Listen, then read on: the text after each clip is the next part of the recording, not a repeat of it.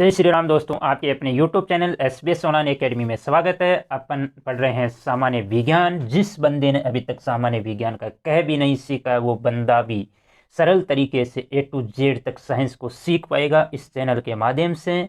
और जो भी बंदा आर्मी की तैयारी कर रहा है, या रिट की तैयारी कर रहा है, या SSC की तैयारी कर रहा है, या पटवार की तैयारी कर रहा है, ग्राम सेवक है, SSC GD है, पुलिस SI है, RPC फर्स्ट ग्रेड है, वनपाल है, रेलवे है, किसी भी एग्जाम की तैयारी कर रहा है, अगर उसको साइंस पढ़ना है बेसिक से यानी निम्न स्तर से उच्च स्तर की ओर, तो यहाँ पर अपन में स्टार्ट की है मैंने कक्षा 6 से। और अपन पढ़ेंगे कक्षा 10 तक सामान्य विज्ञान क्लियर हो जाएगा। और कोई भी एग्जाम आप दे लीजिएगी कि कोई भी पर्सन आपका गलत नहीं होगा, ये मैं आपको गारंटी देता हूँ। और आपको वीडियो अगर अच्छा लगे तो ज़रूर लाइक करिएगा और शेयर करिएगा, और चैनल पर नए हो तो सब्सक्राइब कर लीजिए। और कमेंट ज़रूर करके बताइए कि आपको वीडियो कैसा लगा है। तो कमेंट ज़रूर करना ताकि मेरी एनर्जी बनी रहे और आप तक नया वीडियो आगे से आगे वीडियो पहुंचता रहे। बढ़िया से बढ़िया मेरा जो हौसला है वो बढ़ता रहे, ताकि मैं बढ़िया से बढ़िया आपके लिए वीडियो बना सकूं। तो आज अपन पढ़ने चाह रहे हैं आओ पदार्थ को जाने, अध्याय 5, कक्षा 6 का अध्याय 5 है, आओ पदार्थ को जाने। तो पदार्थ के बारे में जानेंगे। तो यहाँ पर पदार्थ के क्या क्या अपन पदार्थ के बारे में जानेंगे, पदार्थों का वर्गीकरण और अवस्थाएं जानेंगे, परमाणु अणु क्या है उसके बारे में जानेंगे, तत्व और यौगिक क्या वह मिश्रण जानेंगे। हमारे चारों ओर अनेक वस्तुएं हैं, आसपास की अनेक वस्तुएं हैं, जैसे पत्थर है, जल है, कागज है, या शक्कर, टेबल, कुर्सी, प्लास्टिक, मिट्टी आदि जो भी अपन देखते हैं। और ये सभी वस्तुएं किसी न किसी पदार्थ की बनी होती है। भाई बिना पदार्थ के तो कोई वस्तु संभव ही नहीं है। तो कोई भी वस्तु ले लीजिए, वो किसी न किसी पदार्थ से जरूर बनी होती है। उन्हीं पदार्थों के बारे में अपन यहाँ पर अध्ययन करेंगे। तो पहला है पदार्थों का वर्गीकरण।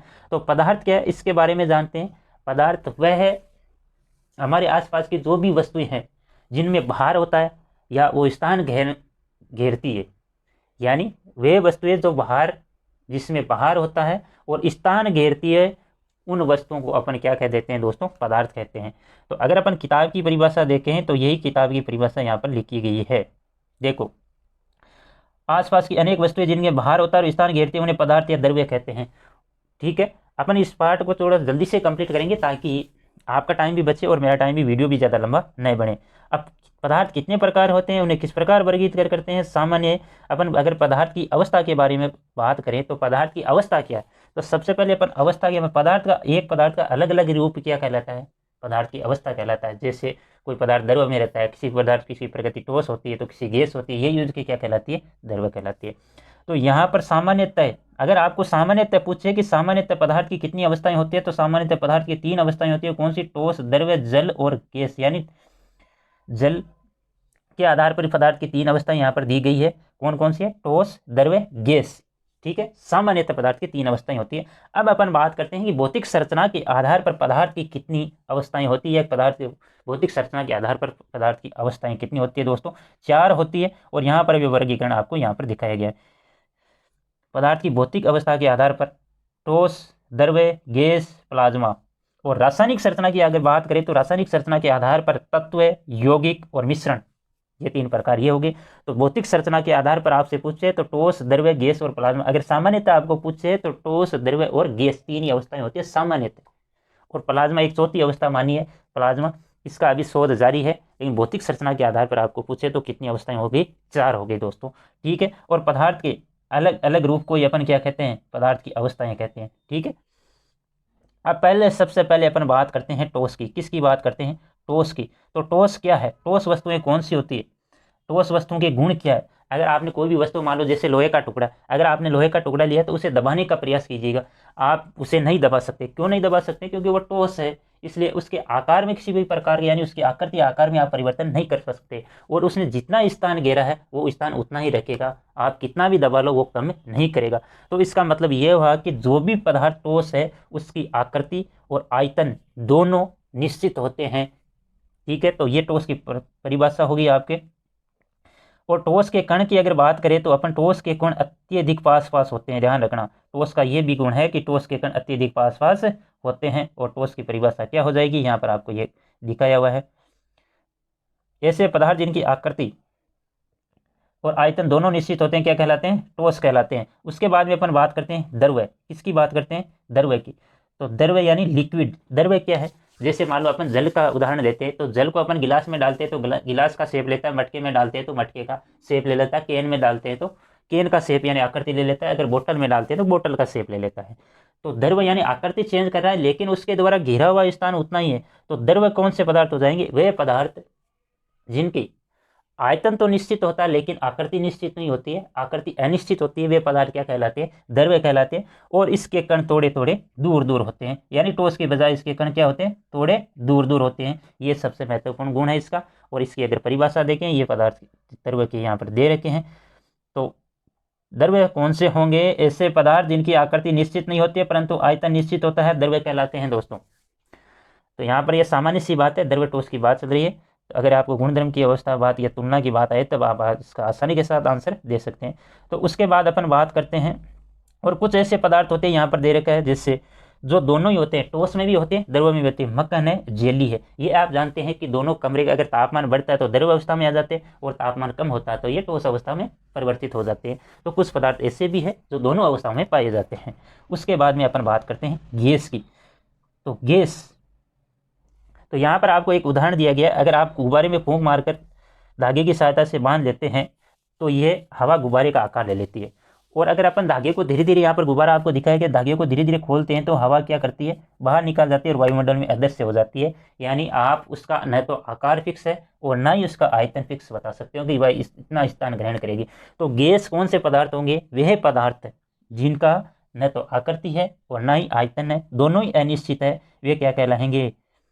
वे पदार्थ क्या कहलाएंगे? गैस कहलाएंगे दोस्तों। ऐसे पदार्थ जिनकी आकृति व आयतन दोनों ही निश्चित नहीं होते हैं, गैस कहलाते हैं।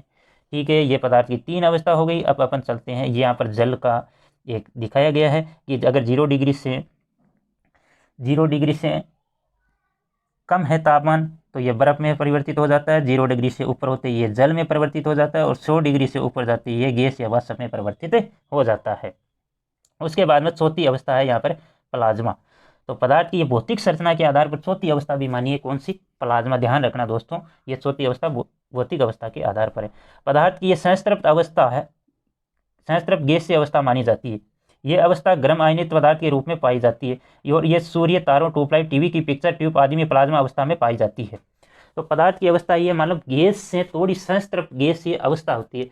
मतलब गैस के कण दूर दूर होते हैं, है ना। तो गैस के थोड़े कण अगर पास पास आ जाएंगे तो उस अवस्था को अपन क्या कहते हैं? प्लाज्मा। क्या कहते हैं? प्लाज्मा अवस्था कह देते हैं। और ये आयनित रूप में रहती है, यानी गर्म आयनित के रूप में रहती है। और ये सूर्य, तारों, ट्यूबलाइट, टीवी की और पिक्चर की ट्यूब में जो भी गैस होती है वो कौन सी होती है? पदार्थ की प्लाज्मा अवस्था होती है, ध्यान रखना। उसके बाद में अपन अगर परमाणु की बात करें, तो परमाणु की अगर बात करें तो परमाणु और अणु, इसकी बात करें परमाणु और अणु। तो परमाणु क्या है? कोई पदार्थ का, भाई कोई पदार्थ है उसका छोटे से छोटा कण, भाई उससे विभाजित करते जाएंगे, विभाजित करते जाएंगे, जितना विभाजित हो सके उतना विभाजित कर दिया जाएगा। तो लास्ट में क्या बचेगा? आपके पास एक परमाणु बचेगा उस पदार्थ का। यानी पदार्थ का सूक्ष्मतम कण जिसे और विभाजित नहीं किया जा सकता, वह कण क्या कहलाता है? पदार्थ का परमाणु कहलाता है। कौन सा कहलाता है? परमाणु कहलाता है।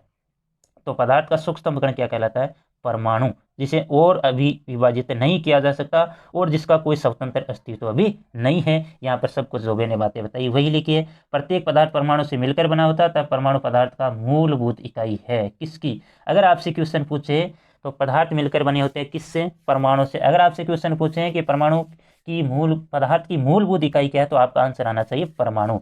और ग्रीक दार्शनिक डेमोक्रेट ने पदार्थ के सूक्ष्म अविभाजित कण को परमाणु कहा। तो अगर आपको पूछे कि पदार्थ का सूक्ष्म अविभाजित कण कौन सा है, परमाणु है, प्रोटॉन है, न्यूट्रॉन, ऐसे आपको मान लो ऑप्शन मिले तो कौन सा होगा? परमाणु।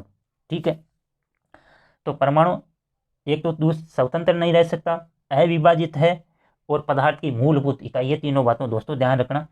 और पदार्थ के जो परमाणु है, पदार्थ का परमाणु सूक्ष्म कण, उसके कितने कण है? मूल मुख्य रूप से उसके 3 कण है। कितने कण? यानी उसमें 3 प्रकार के कण पाए जाते हैं। दोस्तों यहाँ से क्वेश्चन बहुत बार क्वेश्चन पूछा जा सकता है। अब आपको किस किस एग्जाम का यहाँ पर नाम बताऊं मैं, हर एग्जाम आपको यहाँ से क्वेश्चन देखने को मिलेगा। चाहे रीट है, पटवार है, जो भी एग्जाम आप दे रहे हो तो वो देख लीजिए, आप पुराने पेपर उठा के देख लीजिए। यहाँ से 100% क्वेश्चन यहाँ से आता है। प्रोटॉन, नाभिक, जो भी यहाँ से क्वेश्चन आपसे जरूर पूछेगा, तो ध्यान रखना दोस्तों, और वीडियो को लाइक कर देना और शेयर कर देना। तो अपन देखते हैं प्रोटॉन के 3 मूल कण कौन से हैं। 3 मूल कौन कौन से हैं? Proton, electron, neutron. तो परमाणु में 3 प्रकार के कण होते हैं, कौन से? नाम याद रखना, प्रोटॉन, इलेक्ट्रॉन और न्यूट्रॉन। अब अगर अपन नाभिक की बात करते हैं, तो परमाणु संरचना की अगर बात करते हैं, तो जो नाभिक परमाणु का आंतरिक भाग होता है उसे अपन नाभिक कहते हैं, और जो बाह्य भाग होता है उसे इलेक्ट्रॉन कक्ष या बाहरी उसका भाग कहते हैं। तो यहाँ पर आपको लिखा हुआ है कि आंतरिक भाग और इलेक्ट्रॉन कक्ष बाहरी भाग, और यहाँ पर आपको एक संरचना भी चित्र भी बनाया गया है, यानी यहाँ पर ये। तो यहाँ पर देखो आंतरिक भाग में कौन कौन से कण होते हैं भाई। परमाणु में मुख्यतः 3 कण हो गए, न्यूट्रॉन, प्रोटॉन और इलेक्ट्रॉन, और उसके आंतरिक भाग को नाभिक नाम दिया गया। तो नाभिक में कौन कौन से कण होते हैं, ये आपका यहाँ पर नाभिक दर्शाया गया, क्या नाभिक दिखाया गया है। तो इस नाभिक में कौन कौन से कण होते हैं, ये नाभिक आपको यहाँ पर दिखाया गया है। तो यहाँ पर नाभिक में 2 प्रकार के कण पाए जाते हैं, न्यूट्रॉन और प्रोटॉन। ठीक है, कितने प्रकार के? न्यूट्रॉन और प्रोटॉन। और प्रोटॉन क्या होते हैं? धनावेशित होते हैं। क्या होते हैं? धनावेशित होते हैं। और प्रोटॉन उदासीन यानी विद्युत उदासीन होते हैं, किसी भी प्रकार का आवेशित नहीं होता है। और जो बाहरी भाग है उसमें इलेक्ट्रॉन, यहाँ पर ये आपको इलेक्ट्रॉन दिख रहे हैं, ये इलेक्ट्रॉन बाहरी भाग में यहाँ पर चक्कर लगा रहे हैं, यानी इसकी बाहरी कक्षा में यहाँ पर ये चक्कर लगा रही है, ये इलेक्ट्रॉन बाहरी कक्षा में चक्कर लगाते हैं। और आपसे अगर पूछे कि बाहरी परमाणु की बाह्यतम जो भाग है उसमें कौन से कण होते हैं, तो क्या होते हैं? इलेक्ट्रॉन होते हैं। और इलेक्ट्रॉन पर क्या होता है? ऋण आवेशित होता है। तो ध्यान रखना दोस्तों, ये धनावेशित कण अपन बात कर सकते हैं। परमाणु के केंद्रीय भाग, आंतरिक भाग को नाभिक कहते हैं। नाभिक में 2 प्रकार के कण पाए जाते हैं, प्रोटॉन और न्यूट्रॉन। और ये धनावेशित आवेशित कण है प्रोटॉन, और ये कण विद्युत उदासीन है, कौन से? न्यूट्रॉन। और परमाणु के बाह्यतम भाग में अपन सब पढ़ चुके हैं, मैं बता चुका हूँ, फिर भी एक बार दोहरा लेते हैं कि परमाणु बाह्यतम भाग में ऋण आवेशित कण पाए जाते हैं, जिन्हें क्या कहते हैं? इलेक्ट्रॉन कहते हैं। और ये नाभिक के चारों ओर चक्कर लगाते रहते हैं। अगर सही भाषा में अगर अपन बात करें, सही भाषा में अगर बात करें, तो ये देखो यहाँ पर सही परमाणु की परिभाषा क्या है, या यहाँ पर मेन परिभाषा निकल के आती है। परमाणु किसी पदार्थ का वह सूक्ष्म कण जो अधिकांश स्वतंत्र अवस्था में नहीं रह सकता तथा जिसमें पदार्थ के गुण मौजूद रहते हैं, वो क्या कहलाते हैं? पदार्थ। तो परमाणु कभी भी स्वतंत्र नहीं रह सकता, ये अपन पहले भी बात कर सकते हैं। और उसमें पदार्थ के गुण जरूर मौजूद होते हैं भाई, जिस पदार्थ वस्तु का गुण है उसमें वो जरूर मौजूद होंगे, किसमें? परमाणु में। अब अपन बात करते हैं परमाणु के बाद में अणु की। तो अणु क्या है? तो यहाँ पर अणु दोस्तों 2 या 2 से अधिक अगर परमाणु मिलकर किसका निर्माण करते हैं? अणु का निर्माण करते हैं। जैसे, अब ध्यान रखना दोस्तों, आप कंफ्यूज हो गए, परमाणु, अणु, तत्व, यौगिक, इन चारों में तो ध्यान से देखना, और क्वेश्चन आएगा यहाँ से 100% क्वेश्चन आता है आपको हर एग्जाम में। तो यहाँ पर आपके 2 हाइड्रोजन के परमाणु मिलकर किसका बना रहे? हाइड्रोजन गैस का, यानी H2 का बना रहे। तो किसका? H2 यानी हाइड्रोजन गैस का एक अणु बना रहे। और नीचे अगर उदाहरण देखिए तो आपको देखो हाइड्रोजन के 2 परमाणु, हाइड्रोजन के 2 परमाणु, और ऑक्सीजन के, ये हाइड्रोजन के 2 परमाणु, ठीक है, 2H, और ऑक्सीजन का 1 परमाणु, ये, ठीक है। और ये मिलके क्या बना रहे हैं? जल का अणु बना रहे हैं, यानी H2O का बना रहे हैं। तो ये भी एक क्या है? अणु है। आपको मैं अंतर जरूर बताऊंगा क्या क्या अंतर है इसमें, ठीक है। तो ये हो गई अणु की बात। तो अणु क्या है? 2 या 2 से अधिक परमाणु मिलकर किसका निर्माण करते हैं? अणु का निर्माण करते हैं। तो यहाँ पर स्पष्ट आपको परिभाषा लिखी है, परमाणु और परमाणु का समूह जो स्वतंत्र अवस्था में रह सकता है उसे अणु कहते हैं दोस्तों। उसके बाद अपन बात करते हैं तत्व, यौगिक और मिश्रण की, यानी रासायनिक के आधार पर पदार्थ को तत्व, यौगिक और मिश्रण में बांटा गया है। तो सबसे पहले अपन बात करते हैं तत्व की। किसकी बात करते हैं? तत्व की। यहाँ पर कुछ आपको पदार्थ दे रखे हैं कि लोहा है, तांबा, एल्यूमिनियम, सोना, शक्कर, नमक, जलवायु, हाइड्रोजन, ऑक्सीजन, कार्बन डाइऑक्साइड, पीतल आदि। इन पदार्थों में कुछ पदार्थ ऐसे हैं जो यौगिक है, कुछ पदार्थ ऐसे हैं जो तत्व है, कुछ पदार्थ ऐसे हैं जो मिश्रण है। तो अलग अलग पदार्थों को सबसे पहले अपन चर्चा कर रहे हैं तत्व की। तो तत्व क्या है आपका? ये रहा आपका तत्व है। अगर कोई पदार्थ एक ही प्रकार के परमाणु होते हैं, तत्व वे पदार्थ होते हैं जिसमें एक ही प्रकार के परमाणु होते हैं। यहाँ पर शुद्ध सोना, तांबा, लोहा, एल्यूमिनियम, ऑक्सीजन आदि एक ही प्रकार के परमाणु से बने होते हैं। इन्हें अपन क्या कहते हैं? तत्व कहते हैं। यानी इसमें किसी भी प्रकार अन्य तत्वों के परमाणु यहाँ पर नहीं होते हैं। तो तत्व कौन से हो जाएंगे? तत्व एक ही प्रकार के परमाणु होते हैं तत्व में, जैसे ऑक्सीजन है, कार्बन है, एल्यूमिनियम है, लोहा है, ये सब क्या है? तत्व। यानी इसमें एक ही प्रकार के परमाणु होते हैं, किसी दूसरे तत्व का परमाणु नहीं होता है। तो अब तक प्रकृति में 118 तत्व प्राप्त हो चुके हैं। कितने हो चुके हैं? 118 तत्व प्राप्त हो चुके हैं। ध्यान रखना कितने हुए हैं? 18। और जिस प्रकार अपन गणित में सूत्रों का उपयोग करते हैं या संकेत चिन्हों का उपयोग करते हैं, उसी प्रकार अपन रसायन विज्ञान में भी तत्वों को प्रदर्शित करने के लिए चिन्हों का उपयोग करते हैं। और ये अंग्रेजी वर्णमाला के 1, 2 या 3 अक्षरों के द्वारा दर्शाया जाता है। और पहला अक्षर इसका हमेशा कैपिटल होता है, बाकी इसे स्मॉल होते हैं दोस्तों। तो कुछ तत्वों के यहाँ पर प्रतीक दे रखे हैं। तो यहाँ पर आपको बताता हूँ कि टेट 2011 में यहाँ से क्वेश्चन आया था कि प्रतीक से संबंधित, और हर एग्जाम में आता है, आर्मी हो जो भी एग्जाम देते हैं उसमें एक प्रतीक का क्वेश्चन आपको जरूर मिल जाता है। तो ध्यान रखना, यहाँ पर देखो हाइड्रोजन का H होता है, ब्रोमीन का Br होता है, कार्बन का C होता है, कैल्शियम का Ca होता है, फ्लोरीन का F होता है, क्लोरीन का Cl होता है, नाइट्रोजन का N होता है, मैग्नीशियम का Mg होता है, फास्फोरस का P होता है, सोडियम का Na होता है, सल्फर का S होता है, कॉपर का Cu होता है। उसके बाद में अपन देखते हैं कि ऑक्सीजन का क्या होता है, ऑक्सीजन का O होता है, आयरन का Fe होता है, पोटेशियम का K, चांदी या सिल्वर का Ag होता है, और सवरण यानी गोल्ड का होता है Au, और पारा Hg। तो पारा यहाँ पर एक ऐसी धातु है जो कमरे के तापमान द्रव्य अवस्था में भी पाई जाती है। ये भी क्वेश्चन आपको कई बार यहाँ पर देखने को मिल जाता है। सॉरी, यहाँ पर ये पारा की बात हो रही है। तो पारा ऐसी धातु है जो द्रव्य अवस्था में अपवाद स्वरूप कमरे के ताप पर द्रव्य अवस्था में पाई जाती है। तो एल्यूमिनियम दूसरी कौन सी धातु है, एल्यूमिनियम का प्रतीक क्या Al है, और कोबाल्ट का CO है।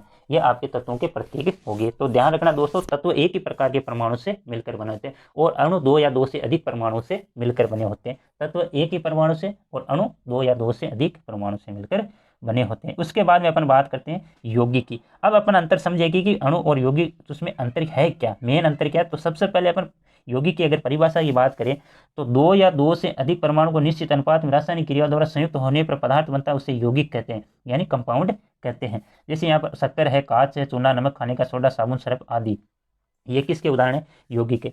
यहाँ पर देखो 2 या 2 से अधिक परमाणु को निश्चित अनुपात में रासायनिक क्रिया द्वारा संयुक्त हो रहा है पदार्थ, उसे यौगिक कहते हैं।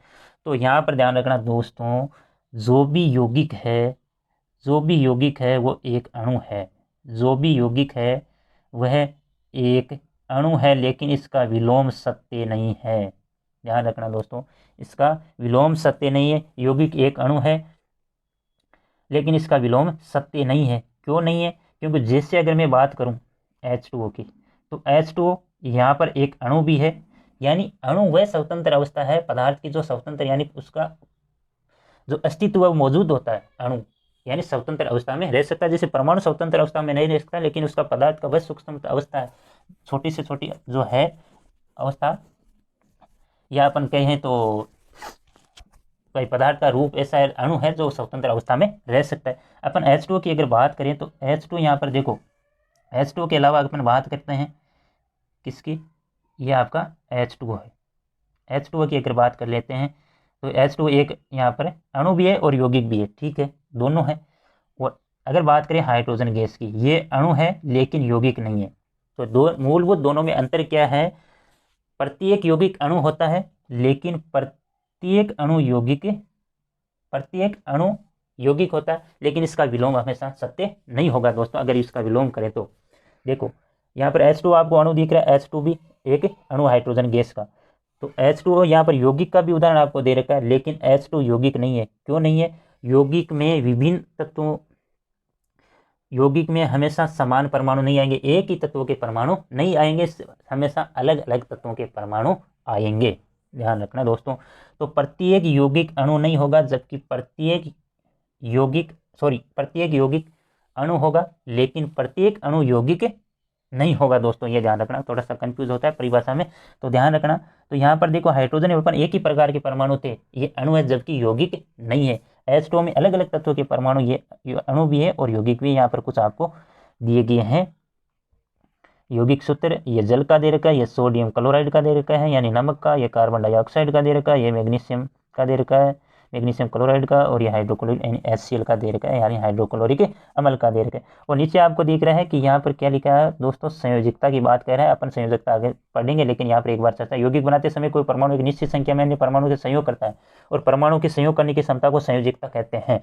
जैसे यहाँ पर अगर मैं बात करूँ किसकी, मैग्नीशियम की, ये मैग्नीशियम क्लोराइड की बात करो, तो यहाँ पर मैग्नीशियम क्लोरीन के 2 परमाणु से संयोग कर रहा है, कितने से, 2 से, इसलिए इसकी संयोजकता कितनी हो जाएगी, मैग्नीशियम की +2 हो जाएगी, ठीक है। यहाँ पर HCl की अगर अपन बात करें तो हाइड्रोजन की यहाँ पर कितनी हो जाएगी, +1 होगी, क्योंकि एक क्लोरीन से यहाँ पर संयोग है। तो विस्तार से अपन अगली कक्षा में चर्चा करेंगे, यहाँ पर तो एक बार समझ लेते हैं। उसके बाद में अगर है मिश्रण, तो कुछ पदार्थ ऐसे हैं जो 2 या 2 से अधिक यौगिकों या तत्वों से मिलाकर बने होते हैं, उन पदार्थों को अपन क्या कहते हैं, मिश्रण कहते हैं। जैसे यहाँ पर कुछ पदार्थ दिए थे, इन कुछ में से अगर देखें तो कुछ इनमें से मिश्रण पदार्थ है और कुछ यौगिक है।